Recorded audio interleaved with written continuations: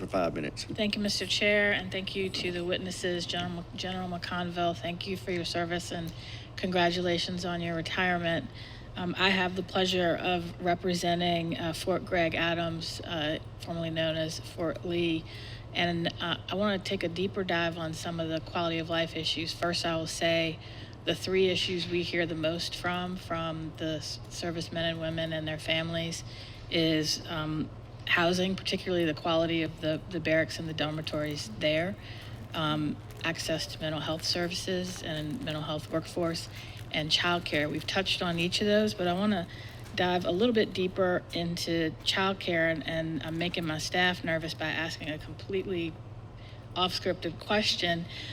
Following up on your comment, Madam Secretary, on the difficulty of getting background checks, does the DOD, do you do your own background checks, or do you rely on those done by state or local I believe we rely on, I think, the department's consolidated agency that does background checks. And do you allow portable background checks, or do you have to have a background check every time a person applies for a particular child care job? I would imagine we probably check every time.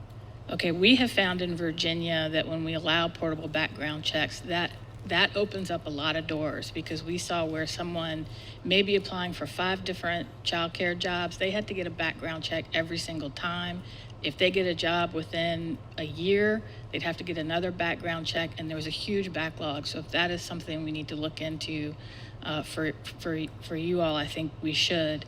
I think we also need, well, are you finding the challenges to increasing the workforce greater or about the same for your child development centers versus your centers for school-age children? I think I would say they're about the same. I mean, we're really just in a war for talent against, the private sector, Walmart, Amazon, Target, you name it. Thank you. And child care is not just about providing care. I think they're called child development centers for a reason, because you are developing the child. And we know that 90% of a child's brain is developed before they're 5. And so can you talk about what you all are doing through your child care programs to ensure kindergarten readiness, and in your school-age programs to ensure that you are helping those children with any sort of K-12 needs that they have? Sure. One, I would say I was a working mom. My kids are now off in college, but anytime I go to see an Army daycare center, I'm just really impressed by the quality of the facilities, but also the staff. We have very strict standards for certification for our daycare workers. So they have to be trained and certified to be able to provide age-appropriate educational development. And I think, to my knowledge, we are doing everything that we are supposed to be doing to get kids ready for kindergarten. And as part of that, are you developing partnerships with the school superintendents in the area so that you can ensure whatever curriculum you're using in your child development centers is aligned with the curriculum that they will face when they begin kindergarten?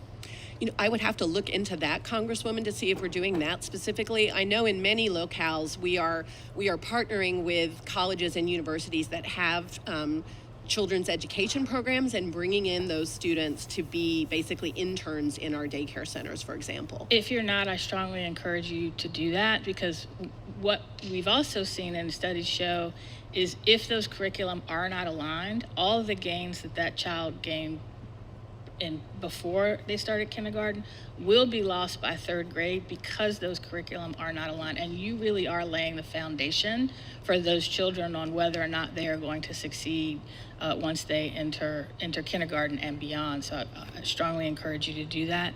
And I probably don't have time for another question. So again, General, I want to thank you for your service, and thank you all for testifying here today. And if you have not been to Fort Gregg Adams to look at the barracks and the dormitories there, I invite you to do that. They really need some attention as well. Thank you. I thank the gentlelady. Yes, an excellent line of questioning. Chair now recognizes a gentleman from Georgia, Dr. McCormick, for 5 minutes. Thank you, Mr.